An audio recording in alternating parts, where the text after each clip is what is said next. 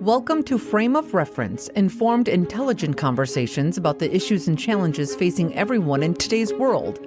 In-depth interviews to help you expand and inform your frame of reference. Now here's your host, Raul Labreche.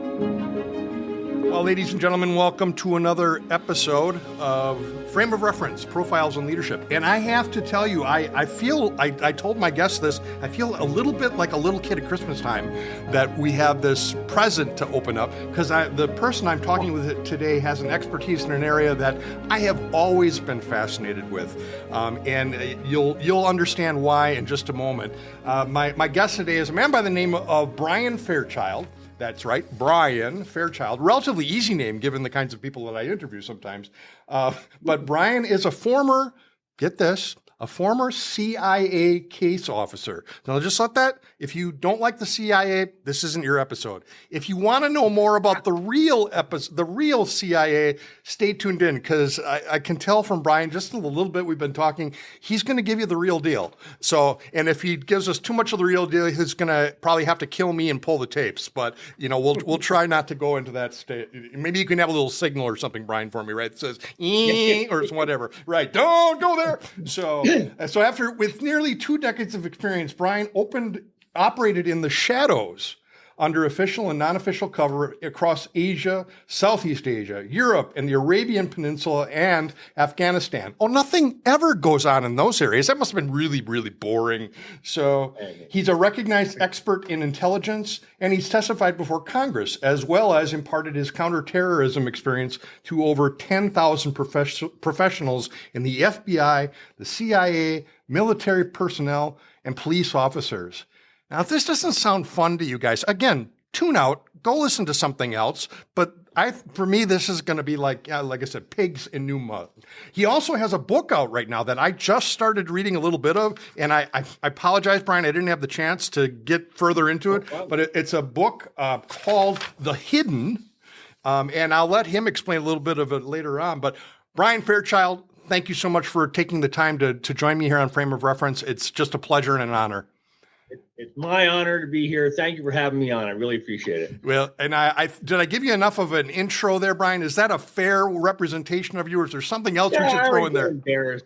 I always get embarrassed by these intros. You know, it's like, here's a guy, you know, I know that, let's talk to him. You know, I mean, that's good enough, you know, but yeah, I mean, that's at least it gives your viewers kind of an idea, you know, of what I've done and where I've been. Very good. So, well, you know, if you don't mind, you know, I'd like to start, because we talked about this just before we started, you know, I'd like to, you know, give your viewers an idea of what a case officer is, because most people don't have any clue. Sure. You know, I mean, they watch TV, but TV doesn't come anywhere close to what, you know, a real case officer is all about. Well, can we, you know, something that will help you, Brian, too, is a thing I like to do at the beginning, and we'll jump right into that, but I'd like to do the thing called favorite things, and that way you get a chance to kind of just talk about almost Rorschach-ian what your favorite thing is, and I'm going to throw out a bunch of different just weird stuff, and some easy stuff, but that gives you a chance and our audience a chance to know that you're just a regular guy. You're not some guy looking there to, you know, write down notes and record people's IP addresses so that you can go and check on them later on this evening.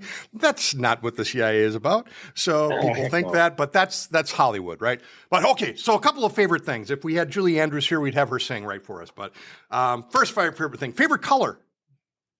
Favorite color is blue. Blue, okay. I like long walks on the beaches, and then, we'll get into the whole, you know, I like holding hands and walking along the beach. Oh, you know, there you go. But here's an interesting thing: I play the blues harmonica. You do? Oh, now I know why I like you, because blues harmonicas have a vibe to them right away. That boy. And Sonny Boy Williamson is my favorite old blues harmonicist. Okay. So you know I mean anybody who does blues harmonica knows Sonny Boy. So yeah. So and another thing that I like to do is I'm a hiker. I'm an avid hiker. Okay. And I did my personal best. I mean, as an adult outside of the military and outside of the agency. I did my personal best about 2 summers ago. I did a 20-mile hike, and you know, it was along the Missouri River. Had tangled with one rattlesnake, and a little bit of heat exhaustion. But other than that, I was great. But I made it. You made it. You're alive. That's a good thing. How about a favorite comfort food? What's your favorite go-to food when you just need Oh man, McDonald's Egg McMuffin. Really? The early stuff, Yeah. huh? Not the Big Mac or the quarter? Okay. Nah, I'm not so I'm not so big on McDonald's burgers and stuff. Okay. I go to other places for that, but for the Egg McMuffin or the sausage and Egg McMuffin, I mean, The sausage one, I'm with you on. I like their sausage patties. There's a little extra zing there that without being too crazy, you know? It's like kryptonite for us. Yeah. That's what it is. Yeah. Pretty much like kryptonite. There you go. How about a favorite drink? Well, I just for just norms, I drink Jamesons. Okay. But when I'm out and around or go on vacation or something, I like margaritas, but no salt. I don't want the salt on the margarita. Okay. I like margaritas. So you like strawberry, regular, any particular kind of? Oh, just regular. Okay. Just regular. Okay. I'll tell you, when I was in Tokyo, I mean, the old show, Cheers, where everybody knows your name. Oh yeah. Well, yeah. My wife and I were like that in Tokyo at the Hard Rock Cafe, and so the bartenders would make us these margaritas about this big, and most of it was booze, and I'd say no, Kamura-san, no, oh, Brian-san, yeah, so they'd make sure, it, so sure. I mean. Yeah, so you came in the door and instead of saying Norm, they went Ohio. So right, that was it. Yeah, Konnichiwa, Lisa-san. The only reason I even know Ohio is because a big bird goes to Japan. That's about the only experience I have with Japanese. Well, Ohio is good morning. Konnichiwa, good afternoon, and Kambawa is good evening. Oh, see, I'm already smarter than I was when we started this interview.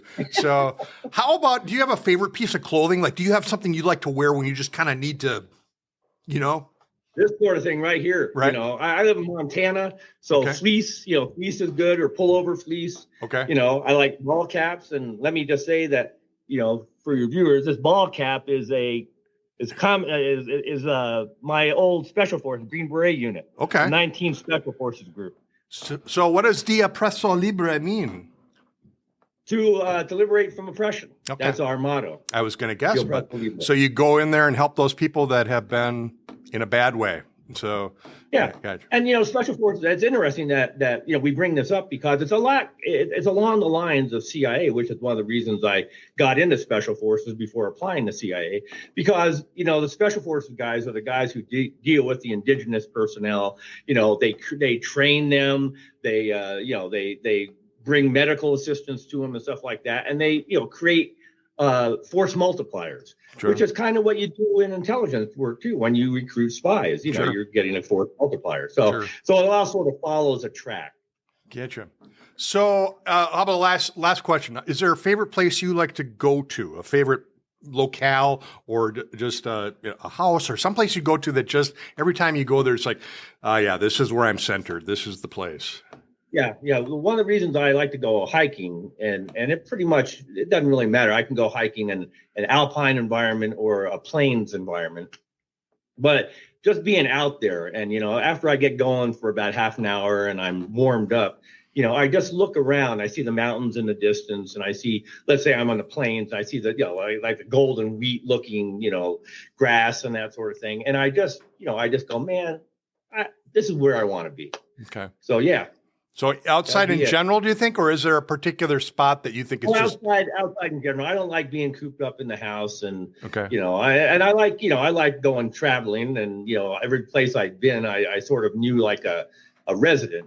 Sure. You don't want just a tourist coming in. I mean, right. So I knew all the main places and the back alleys and shortcuts and all that sort of thing, and I like that. Okay, being familiar with your location, that makes sense. So, yeah. All right, so. What was your favorite part of being a CIA agent that no one even knows about? Is there something there that, I would think that, because to ask me, what's it like to be a CIA agent? Well, you sit around and you write down things about people and you listen to stuff to make sure that, whatever. I mean, we have this Hollywoodized, version of what the CIA is and does, but I sense that just like a lot of things, that's so far away from reality that it's not even funny. Right, it is. Absolutely it is. Well, okay, so here's the deal. I mean, the best part for me, and the reason I was attracted to the job Well, there are a couple of reasons. I saw James Bond and, From Russia with Love, and that was pretty cool. And he got the girls, and I said, hey, that's what I Yeah, want to that's do. me. Yeah. Yeah. But interestingly, you'll find this interesting because of all the stuff we were just talking about. When I was 14 years old, I saw that movie. And, I was decided right there. I said, that's what I want to do. I mean, I want to be the spy kind of intelligence guy. Sure. So I ran down. I lived in Boulder, Colorado at the time. I ran down to the Boulder, library. That was a time before computers and iPhones and things. So I went to the librarian because I knew I didn't know how to do it. And I said, ma'am, I just saw this movie and that's what I want to be. And can you help me find out, stuff about CIA? So she started getting all the periodicals and Time magazine and a couple of books, but there wasn't anything, for 14-year-old wannabes, right? So I kept reading these big, adult books that were this thick, and I'm trying to find James Bond in there somewhere, and I just can't, So I'm frustrated. So I figured, well, there's no CIA office here in Boulder. But I look in the phone book and I find out there's one in Denver, and it's a post office box, and I write a letter to him. Actually, I didn't write the letter. I actually printed the letter in pencil, in block letters, block capital letters on lined notebook paper. And I said, dear CIA, I'm a 14-year-old student in Centennial Junior High School, and I would like to be a spy. Can you tell me how to do that? And I got a stamp from my mom, put it on the letter, and I mailed it. And 2 weeks later, now here's the good part. 2 weeks later, I come home, there's a letter on my pillow. And I'm like, oh, what is it? And it's in color. It's in government stationery, and it's in color. So the return address is Central Intelligence Agency, Post Office Box, whatever, Washington, D.C. And I see it's addressed to Mr. Fairchild. I mean, that's all my vision. I just looked and I saw Mr. Fairchild. I thought, oh, man, I am in so much trouble. CIA's writing to my dad, because the only Mr. Fairchild I had ever known in my life was my dad. Right. So I'm like, they're writing to my dad, and they're going to say, hey, can't you control your kid? We're a busy important institution. But I open it up and I start reading it. And it's a 2-page typed letter. And get this, I just seen, From Russia with Love. The guy who writes it is named Michael Todorovich. I mean, you can't get a better name than that. I mean, for me, that was like, oh, man. I just saw From Russia with Love, all these KGB offers and running off. I bet you his nickname was Boris. I'll bet you anything. His nickname was... No, we can't. But he's a real guy, and that was his real name. And after I got into CIA, I told people about that letter.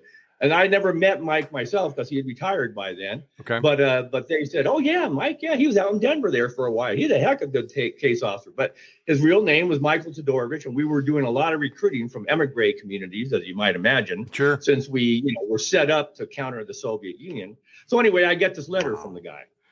And it's not just a letter. It's not a form letter. It's a response to my penciled request. And it's a specific response. And he starts out by saying, when you think back on it, it sounds kind of silly now, but, gee, Brian, it's great that young Americans like yourself, want to, work for the U.S. government, and particularly for Central Intelligence Agency. I've got some advice for you. Stay in junior high school. If that works out for you, go on to high school and apply yourself and try to learn as much as you can.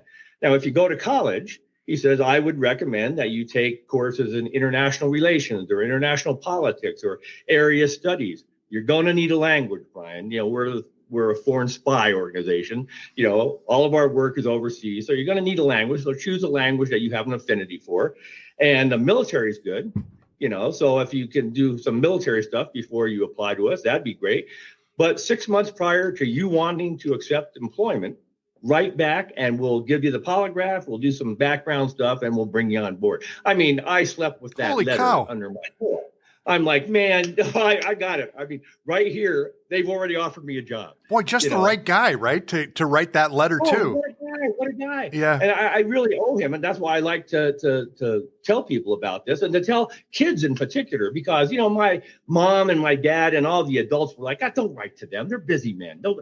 But it changed my life. Sure. Sure. So if a kid is listening to this right now and you've got some idea, you want to be a surgeon or you want to be a spy or a police officer, follow that up and go and call somebody up at the local police department and say, hey, can I come down and talk to you? I just like to find out more about it, because that's the way That's the way you do things. And for an intelligence officer, out of all the things that your audience might wonder is, what's the key thing to be an intelligence officer? I would say curiosity. You got to want to know what is the answer to this? Why are the Soviets doing that? Why is my contact exhibiting this kind of behavior? Why? It's the curiosity. Okay. So anyway, do you think it's hard? That why thing, I wonder, is it hard to keep your biases in check so that you don't try to answer the why before you have enough information to really answer accurately?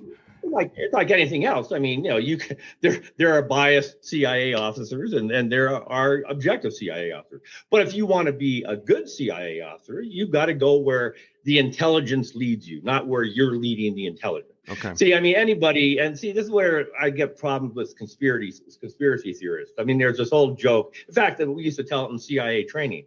It's like you got a guy who believes, very religious guy. You got a guy who believes in ghosts, and you got a guy who's a scientist.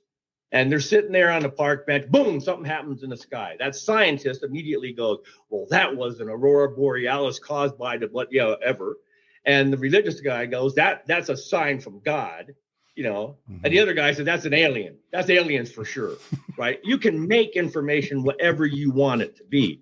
But if you look at that and go, "I don't know what it is. I better start looking into what that was and find out what that was so I can go on to the next level." Right. Then you're an intelligence officer. And that's basically, the best way to say it. Okay. So you want me to just move on? Yeah.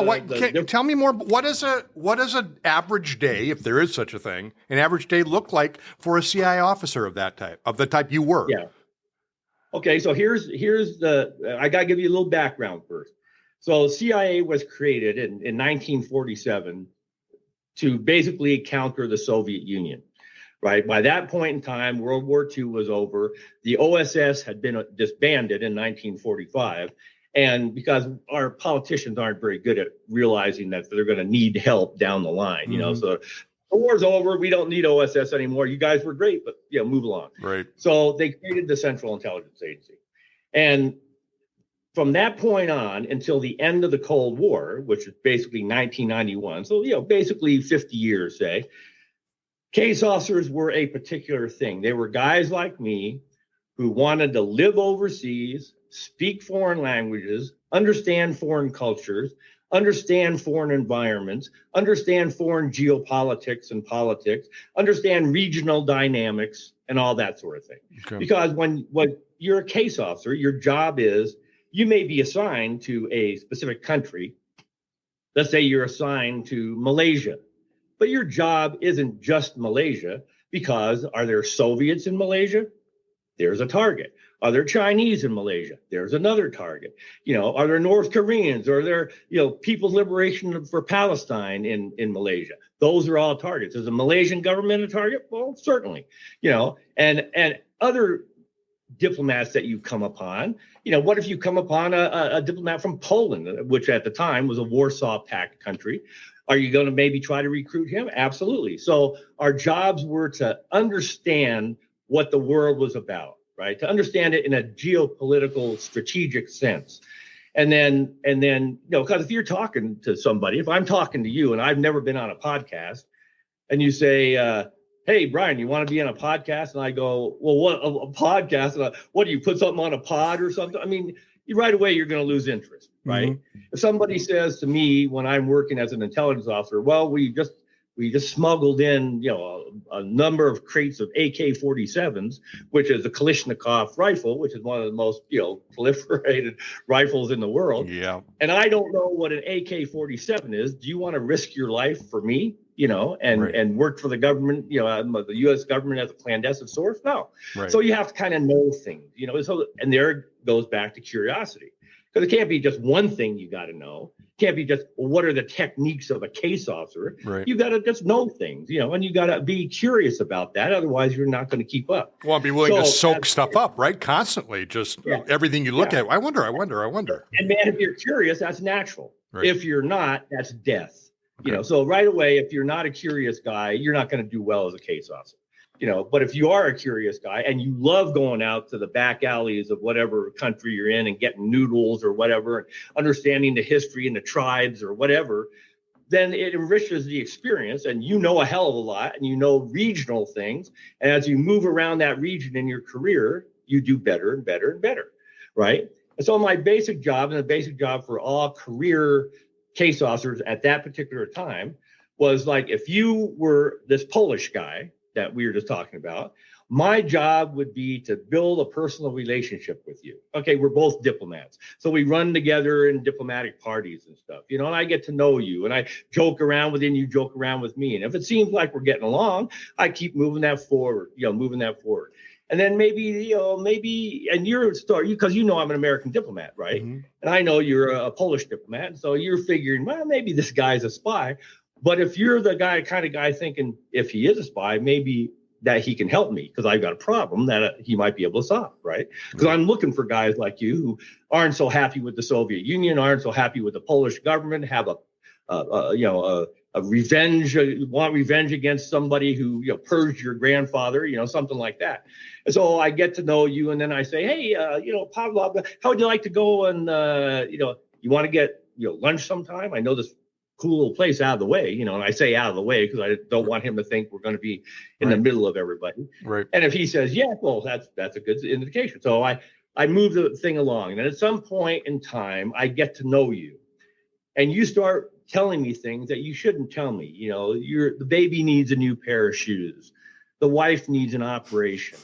The white Russians came in and, massacred your grandfather, and you want to pay him back something fierce. And you're telling me this while we're drinking vodka and you're getting drunk and your arms around me. Hint, nudge, nudge, wink, wink, say no more. Yeah, I don't really like your breath that much, but I'm going to put up with it because that's my job, And so at some point, I go and I'm writing all this stuff up, right? And back and forth to headquarters and talking to my chief of station. And at some point, I'm going to go to the chief of station and say, I want to pitch this guy. I can pitch it so that he can see how we can help him in his problems, and he can help us with our problems. Sure. We need to know, we need to understand. And so if it gets approved, then I go out to another lunch with you and I say, hey, I'm sure you have a suspicion that, I have duties other than my political reporting duties as an embassy officer. And I could use your help. But I don't want you to think I'm trying to use you, because here's what we can do for you. The baby needs a new pair of shoes. Hey, your wife needs that operation. I can get that done for you. I can finance it. I can do, whatever. And so we come to an agreement, and all of a sudden you're a spy for the United States government. Now, as a case officer, I've got to be able to handle you in a way that doesn't get you caught and killed. Right. So that's where all the tradecraft comes in, and looking for surveillance and, having safe houses and all that sort of thing. Sure. So that's what a basic case officer is about. And it's not like you see on TV. I mean, it's personal relationships. Sometimes you don't like the guy that you have a personal relationship, but it's your job and you've got to do it, and you're looking for sources for the U.S. government in other governments and other government entities, or, commercial entities, depending on if the science and technology is what you're looking for, that kind of thing. Now, after 1991, the Soviet Union went belly up, right? And that was the reason for the CIA's existence. So when the Soviet Union went belly up, CIA no longer had a primary mission. And it was like a boat, an unmoored boat, bouncing around the ocean for 10 years, Sure. for 10 years, from 91 to 2001, looking for a new mission. And it found the new mission on September 11th, 2001, when Al-Qaeda attacked us. And all of a sudden, their mission was counterterrorism, but really narrow counterterrorism like this. I mean, really narrow Al-Qaeda counterterrorism, individuals. We got to find this individual before he blows up that airliner. And so that gets very specific. And it wasn't one of many targets. It wasn't like, well, we're going to continue to watch, China, and we're going to continue to watch Russia and all the rest of them. No, we didn't watch any of the world. We just watched Al-Qaeda. And that was what the whole country, that was what the whole world was focused on. And because the world follows what the United States government did, because we're the leader of the world, they all did the same thing. And it's not just with the intelligence agencies. It's also with their military. So for 20 years, All the U.S. government and military did for 20 years was counterterrorism. So their people were trained in counterterrorism. Their people were hired for counterterrorism. The tools they got were for counterterrorism. Nobody cared about the world. Nobody cared about you learning Chinese or anything. Who cared? We need to find bin Laden. That's what it was all about. And 20 years later, all of a sudden, ISIS, we kind of, kicked out ISIS in the butt, in Iraq, and we destroyed their caliphate, and we really denigrated Al Qaeda, and it became less and less necessary. But what happened was the world became more and more important to us. All of a sudden, we realized that in our taking a break from the world grew up around us, and they grew up capabilities designed to go after our vulnerabilities. Right. And we didn't realize that. And all of a sudden we went, holy crap, we got a problem here. And then we started to script, but that only started like in 2018. It was only enunciated in 2018. It only really got started in 2020, where organizations and institutions like CIA and Defense Intelligence Agency and others started actually trying to turn that ship of state, from professional counterterrorism guys to China experts. You can't just go like that and get that. Right. And the paramilitary guys are the kind of guys that you see on TV. I mean, and they are great. I mean, I stand in awe of counterterrorism, special operators, because what CIA did, we had an immediate need, right? Al Qaeda had attacked us. They could attack us again tomorrow. We don't know. Sure. We don't know. That's the thing. We don't know. We got to find out. We got to be curious. We got to figure out who these guys are and where they are and how many of them are here and all that. So we didn't, CIA didn't go, well, we're going to put out an offer for paramilitary officers. So all you kids send in your application. No, you can't do that because you've got an immediate need. So what the CIA did is they went to the teams. They went to SEAL Team 6, and they went to Delta Force, and they went to all the SEAL teams and all the Special Forces groups. And they went to the 75th Ranger Regiment, and they went to Marine Recon, and they said, hey, you're getting out. You're going to re-up. We'd like to have you come and work for CIA. And a lot of those guys said, that sounds pretty cool. Yeah. And we don't have to, and then we can follow different laws because CIA is a civilian organization. It's not a military organization. So we come under different laws. So the special operators that were working for CIA couldn't have done the things that they did for CIA in uniform, or it would have been an armed invasion by an armed force of a foreign country. Sure. See, so that really mattered. But those guys are like the guys you see in the movies. You got your M4, you got your cool scopes, you got your goggles. You're coming in on helos, and you're going after the bad guys, and you're going after that cell or that individual or whatever. And most of the time, you're only surging abroad. And maybe you go to Afghanistan for 6 months and you work in there for 6 months and then you go home again. So it ceased being, CIA ceased for that whole 20-year period, ceased being the premier civilian intelligence organization for the U.S. government and just became another team, SEAL Team 6, Delta, CIA. Of course, it was all pretty much the same because the guys who were in CIA were guys from Delta and SEAL Team 6. So that's the difference between the different kinds of guys in intelligence, the paramilitary special operator and the case officer. And what we're really deficient on now, Raul, is we're really deficient on the case officer because we're, all of a sudden CIA realized, shit, we need to get back into espionage. Right. And we don't have any expertise in espionage. We don't have any language capability. Nobody knows about China. It's a whole different thing, so you can't snap your fingers and just have capability.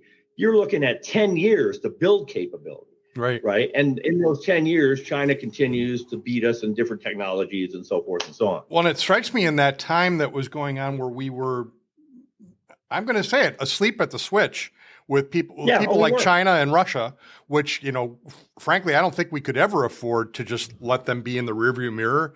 They're, because their own governments have sworn that, they don't have to worry about defeating us on the outside. They're going to defeat us from the inside. So, they know. Right. I mean, they're going to get us doing what we're doing now, which is fighting amongst ourselves and forgetting the fact that, hey, folks, we have a common enemy here. We have a commonality of who we need to protect ourselves from. And it's not the Republicans or the Democrats. I'm sorry. It just is not. So, so I wonder when you're in the midst of that, One of the things I read not too long ago is that China and Russia were both very successful in purging quite a few of our assets that we had there. Oh, absolutely. So, which was we're losing the battle. Yeah. I mean, there's no doubt in my mind that we're losing the battle, but it's even worse than when you talk about China or Russia or North Korea or Iran, because there's a whole new thing now. About a little over a year ago, I wrote a paper. Because I'm not just doing novels and stuff. I mean, I write intelligence analysis type stuff and send it to my network and, guys that are formerly in the spots. And I send it directly. I'll send all those reports to CIA and to DIA and ODNI and the rest of them. So, and the title of the paper was The New Axis of Evil, the anti-American military bloc led by China. Now, that was written over a year ago. Well, the U.S. government is only now just getting to the point where they're starting to realize that that's the situation, because we're so, clueless about what's going on, and we were so clueless for 20 years. But it's no longer, you can't, but Biden does. Biden looks, and the Biden administration looks at China, Russia, North Korea, and Iran as separate problems to be dealt with. And see, it makes it easier for him because he's, we can do this against China, but the little regional powers like Iran and North Korea, well, we can deal with them on separate basis. That's bull. And then the truth of the matter is, and anybody, my brother's got this saying. He says anybody with a third grade education can tell whatever. Well, anybody with a third grade education who reads the media today, including government comments about the conspiracies between Russia and North Korea and Iran and and China, I mean, China is the leader of all of them. North Korea is providing the the Russian with North Korean missiles. Article just came out recently about how Hamas is using Chinese AK-47s and military material. I mean, it's one thing, and that one new axis of evil has a purpose, and their purpose is to divide and conquer, right? So not only divide our allies in the United States, but just to usurp resources that the United States has, because we only have limited resources. We only have so much money, so many intelligence personnel, so much military material. Right now, we're finding out we're hitting the bottom of the barrel in some of this stuff because we've been giving it to the Ukraine left and right. Because the problem is we don't have a plan. All this stuff is knee-jerk reaction, right? Yeah. So if you don't understand that your enemy is a four-state anti-American coalition that coordinates their actions against the United States for the express purpose of dividing our resources and scattering them to the four winds, you can't come up with a plan to counter that because you haven't even identified the enemy yet. And that's what the enemy is right now. And so we're just playing catch up. And man, I mean, you got one. I know I'm going on and on here, but I can give you one example about China that will blow your socks off. Well, it strikes me that that is the issue. I mean, I have friends of mine that are staunch, Biden supporters, they're staunch Trump supporters, and I frankly don't care either way. And what bothers me is that they're all illusory, they're all smoke and mirrors. And I have to sometimes wonder what team are they on? Because we can say we're patriots all day long, but if we're not really keeping our eye on the ball, and the ball is these people hate us. They all hate us. They hate democracy. They want us gone. Period. Absolutely. And if they think that. Right, and they see that. To our faces, they say that. Right, and they don't have to worry. I mean, when I think about China, I was in the silk trade for a number of years, and one of the things I learned about China really quickly is they have a 6,000 to 8,000, I forget now, 6,000, 8,000 year history of how they have built the world and how they perceive the world. They look at our politicians, with their 4 to 8 year terms and think, whatever. I don't have to worry about what this administration is going to do or that administration, because you guys can never agree with one another and having a unified plan going forward. So I'm just going to wait you out. 48 years, big whoop-de-doo. So, and that mentality is so pervasive in the Chinese mentality and the way that they do things that I don't think we get it. I don't know where the politicians are in not understanding that for us to go and tell China, well, you need to have these human rights things in place and you need to do this stuff to just, take care of people and support people's right to do blah, blah, blah. They look at us and say, this is like a 5-year-old telling an adult what they should do. Oh, absolutely. It's just stupid. I mean, it's really disheartening. So, several things about what you just said. One is that if you're Xi Jinping and you're talking to your director of Ministry of State Security, which is their CIA, the MSS, Ministry of State Security, and you say, what do you think of the United States today? Mr. Minister, I'm considering things that can get us to go to war with the United States. So I need your best assessment. What that minister would tell him, first of all, is, well, first of all, sir, the United States of America has negated the word united in their title. There is no such thing as the United States of America. There's the divided states of America or the dysfunctional states of America, or some in the United States would say the Trump states of America or the Biden states of America. But there's no United States of America. And Americans don't even know what it is. They don't know their own history. So they don't understand the ideals that they should be living up to, because they don't understand their own history and they don't teach their own history in school and they don't take civics. Most Americans couldn't even tell you that there are 3, branches of government and they're just a motley crew.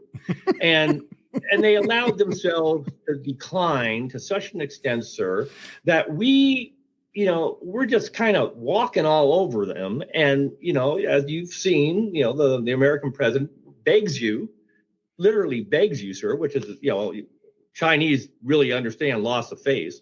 And so the minister would say, which is a tremendous loss of face for the President Biden. He begs you for a meeting only so that you can tell him what you're going to do. And he gets nothing from the meeting and goes home, but tells his people that because he had a meeting with you, because you're so important, sir, he's important too, and so that's how that would go. So so because of that, and because America is so polarized and divided, there's no such concept anymore of compromise, right? If you're a Trumper, you're everything you hate about Biden. You hate everything about Biden. They're communists. If you're on the other side, you hate everything about, Trump and so forth. And, I grew up in the United States where once upon a time in the United States, even though there were Democrats and Republicans, there was some agreement across the aisle, and that agreement was mostly on matters of defense. Mm-hmm. When it came to defending the United States, we're all Americans, man. We may have differences on taxes or whatever, but we're all Americans. We got to defend the United States. And now there's not even that anymore. And now every politician will use defense as a ploy in their own little micromanaged political maneuverings to their best advantage, but not for the best advantage of the United States of America. And so we're really, in a bad way here. And the Chinese are just advancing, beyond us. I mean, we are actually in decline, and militarily we're in decline. And we can't get anywhere closer than 1,000 miles from the Chinese coast, or we're toast. And that's why you see we're in the Middle East and we have all of our naval assets in the Middle East, and we're running strafing runs and stuff on some of the Hezbollah proxy groups and all that.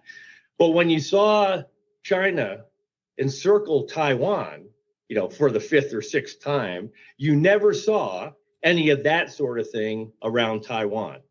And the reason is, and I can give you a great, because this isn't Brian Fairchild talking, this is Brian Fairchild, the intelligence officer, giving you intelligence.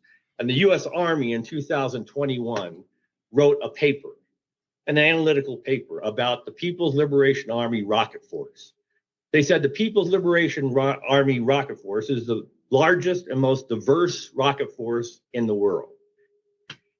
And they focus on several different parts. They focus on nuclear capability and intercontinental ballistic missiles and medium range and intermediate range ballistic missiles. But they also focused on the most key area for us, which was anti-ship missiles. Because anything that goes on around Taiwan has to be naval, right? We have to get our ship. We got to get our big carriers in. We have to be able to get our aircraft to fly off those big carriers and make runs and all that.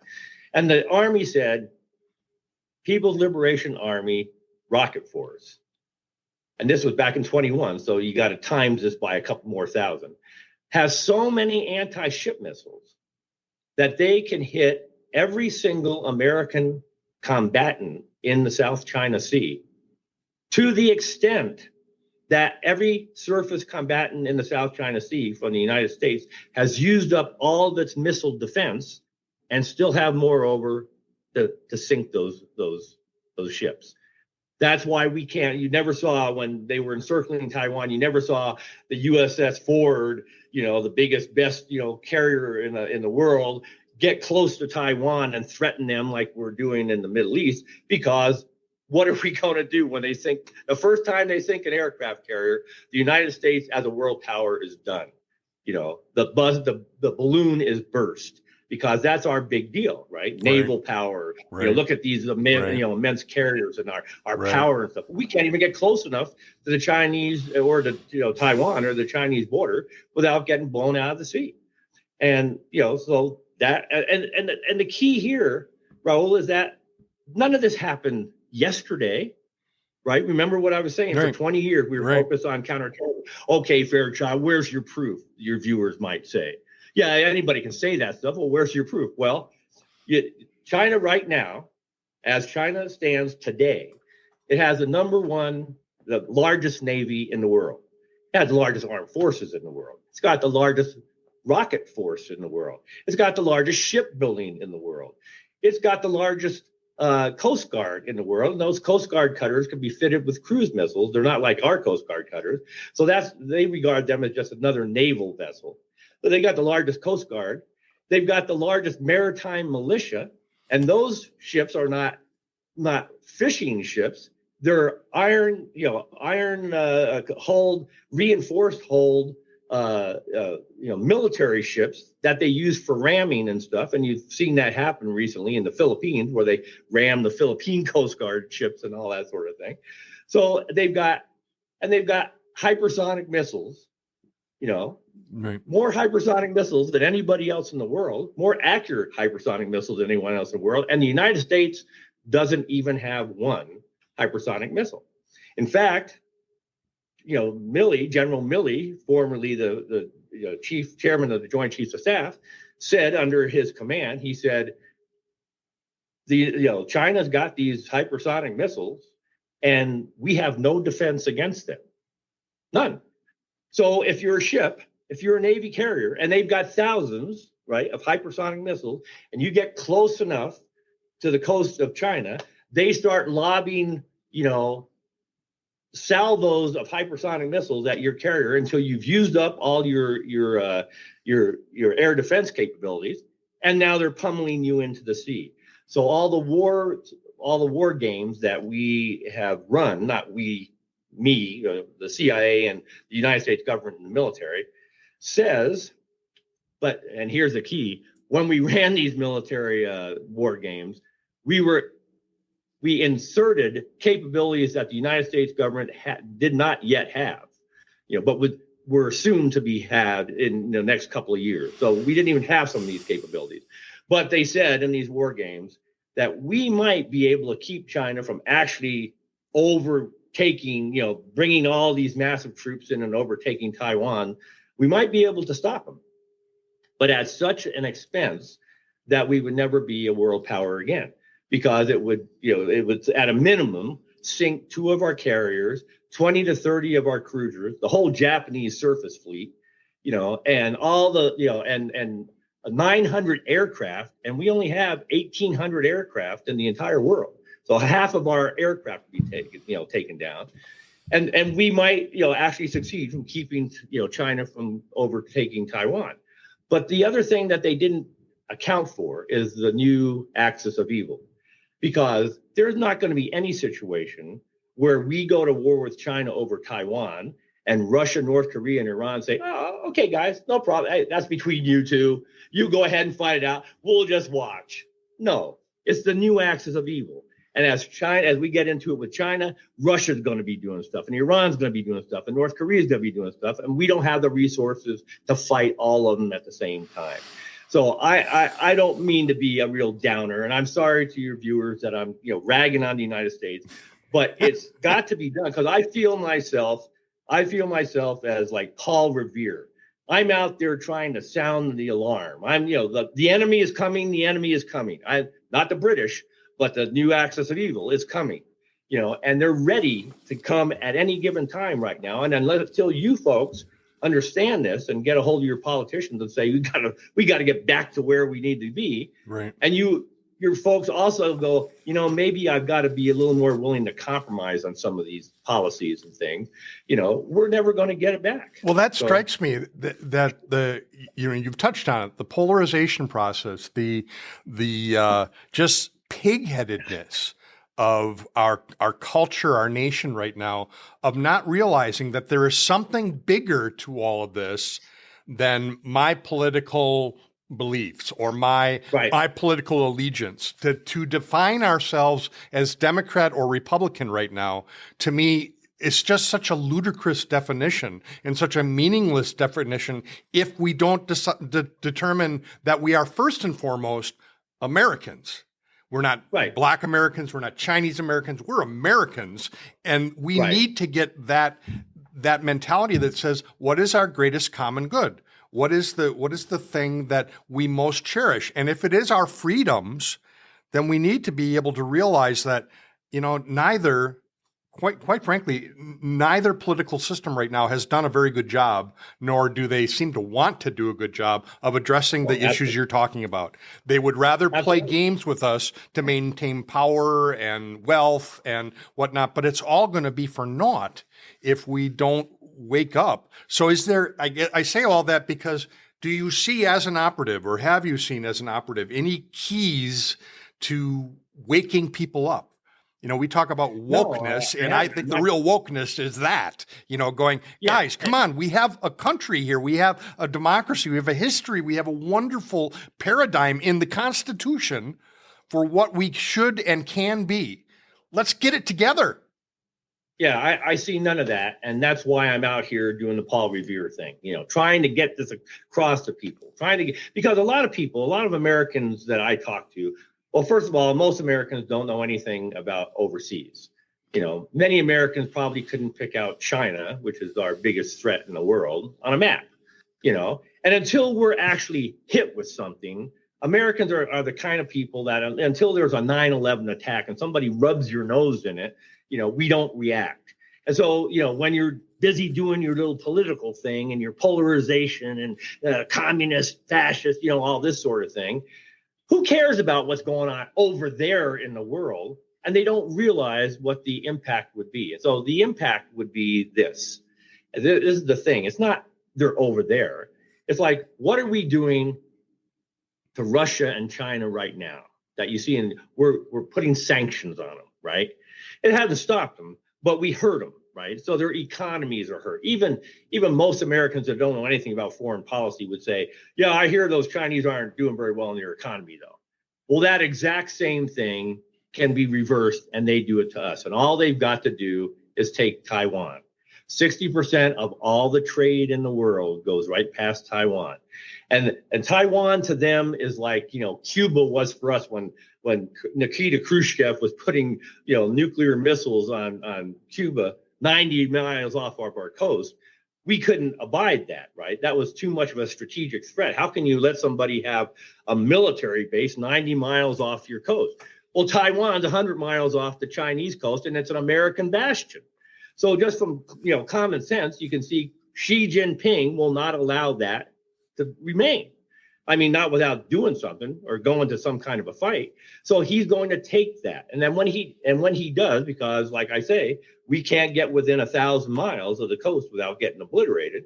So when he takes that, and he can take his time because we're no real threat to him right now. And he can see that we're starting to build up threats. We're starting to harden Guam, and we're starting to, put Marines on Okinawa and stuff like that. But he knows that he's got years before he's got to worry about it, because he's got missile salvos that can wipe all those people off the face of the map, So he's not worried about it right now, but he will move quickly, I think. And there's a key time coming up for Taiwan, because on the 13th, so today is the 9th, so 4 days from now, Taiwan's going to have an election. And basically China has said, if you Taiwanese are silly enough to re-elect the DPP, the Democratic Progressive Party, which is the party that's closest to the United States and whom we, assist in arming Taiwan, that if you guys are silly enough to re-elect them, we consider that an act of war. So, China may be getting ready to move against Taiwan. And once they do, this is what's going to happen. The majority of the world's trade and the majority of all world trade is moving from Europe and the West to Asia and the East. I mean, any economist will tell you this. This is the major movement in the 21st century. Asia is becoming the thing. 60% of world trade goes past Taiwan. As soon as he takes Taiwan and he puts more missiles on Taiwan and more armed forces on Taiwan and capability and submarines and so forth and so on, and to do that, he will have had to have taken out Guam and Okinawa, because he doesn't want us to be able to react to him. So then already we've got allies who say, we're not so sure we want to side with you guys, you people in the United States, because you're not really very powerful anymore.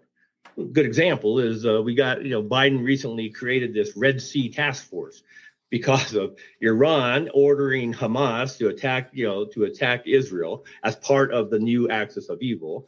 Our response to that, Israel's response to that, and now Iran's got all of its proxy teams, taking us on, and it's doing exactly what I said, right? I mean, it's using up all of our resources and scattering our resources to the winds. But when Biden said we need a task force, our own allies don't want to join it, Raul. I mean, they don't want to join it. At one point they would have joined it like that because we were the number one power in the world, and that mitigated any threat that they faced. But now we're no longer that power, and they see that China is that power. And unless Biden does something fast, like building naval hard power in the Pacific, they're not going to join. Nobody's going to join with us, against China and on Taiwan. They won't even join with us on the task force in the Red Sea. France, France and Germany say, no, we don't want to do it. Australia sent 11 people to the task force. No vessels or anything. So we're in that kind of a situation. And so once he does that, then all of trade is going to be focused on China. And China will make sure that's the case. And China will impose its will, just like it's imposing its will right at this minute against the Philippines and against Taiwan and against anybody who says we don't want to work with you. China exerts its will and forces them, bullies them to work with them.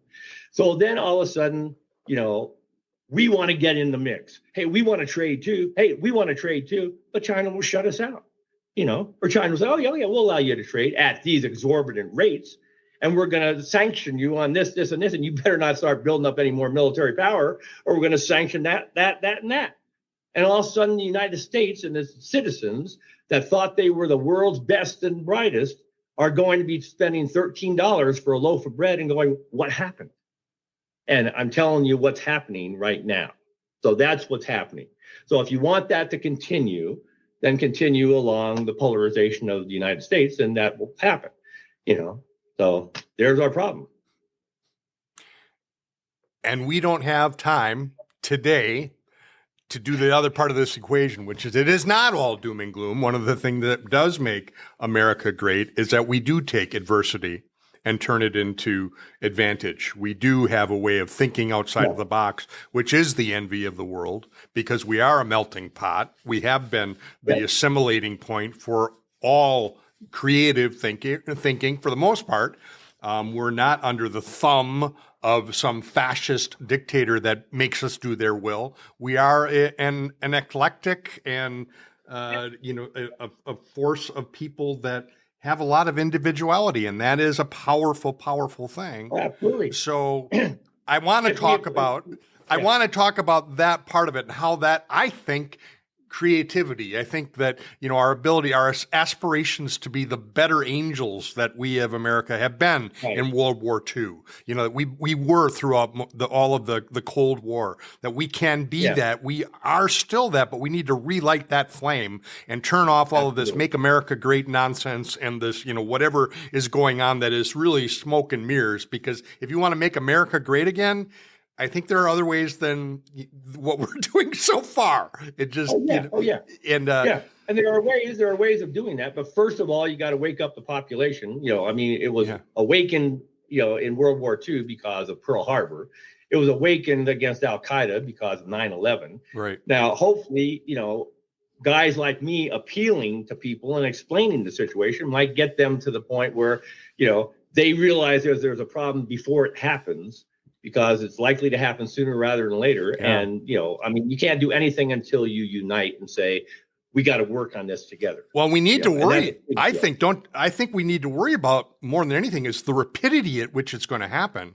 And, I even think of the Ukraine, as much as I have felt deeply for the plight of the Ukrainian people and, what Russia's been doing to them.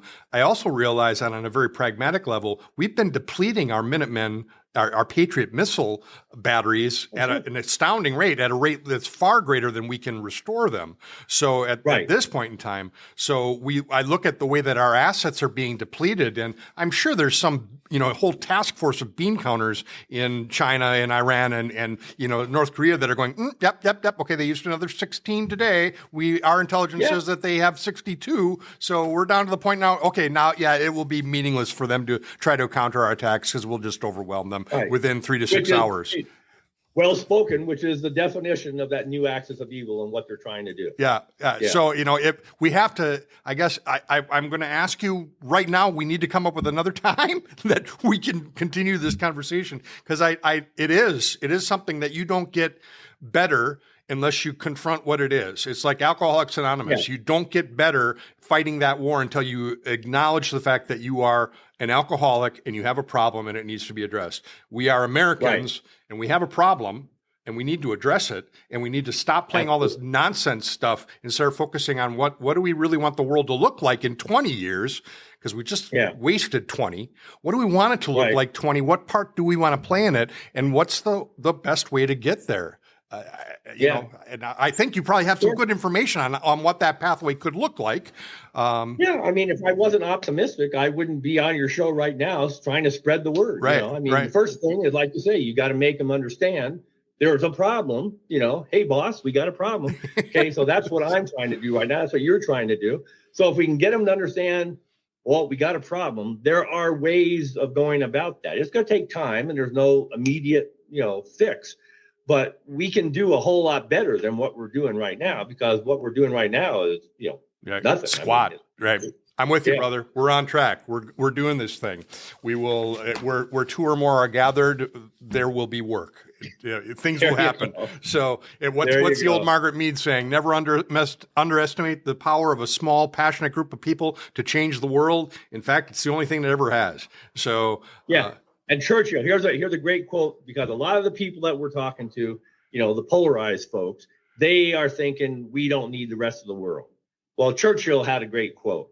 He says the only worse thing than having allies is not having them. So, any American who's thinking we can do this on our own is wrong. It's just simply wrong. We can't. You can't compete with the 4 major states anti-American military bloc that we're facing right now alone, because we've got some major problems. You've got to have allies, and so that's got to be part of the mix. And so that brightens you up if you can get them behind you. Right. But in order to get them behind you, you've got to demonstrate that you're willing to take leadership again, and that you're doing what needs to be done. So there are things to be done. And I, for one, if we get into the crap, I'll be going back and being an intelligence officer. I mean, if I was 80 years old, I'd raise my hand and say, "Take me. I can do stuff. You know, Right. I can do stuff to let other guys get free. I want to be part of the solution." Right. You know, so yeah. But you've got to have people like that, willing to sacrifice, willing to do what they've got to do. And so, yeah, let's get back together and talk about it. I mean, anything we can do to raise the profile and get people to, understand is what I'm all about. Raise high the banner. Folks, I've been talking with Brian Fairchild. He's a former CIA case officer with over 2 decades of experience. He has operated in the shadows under an official and non-official cover across Asia, Southeast Asia, Europe, the Arabian Peninsula, and Afghanistan. And he has a book called The Hidden, which is fiction, but I suspect that it would give people a good understanding of what kind of goes on in this that we don't even think about. I was going to read some of the preface of that, your summary document, because I think that alone would get people to kind of wake up a little bit and think, there's more at stake here than just my, whether or not I can have my whatever, pizza on Saturdays. So macchiato latte or whatever. Yeah. Don't take my Starbucks away, please. That's so important to me. So, Brian, thank you so much for being with me. We'll be together soon, folks. I hope you've enjoyed our conversation as much as I have. You've taught me much that now I need to go and do some research too. So that's a good thing. So, thanks again, Brian. My pleasure. Great being here. Thanks for joining us, people, here on Frame of Reference, Profiles in Leadership.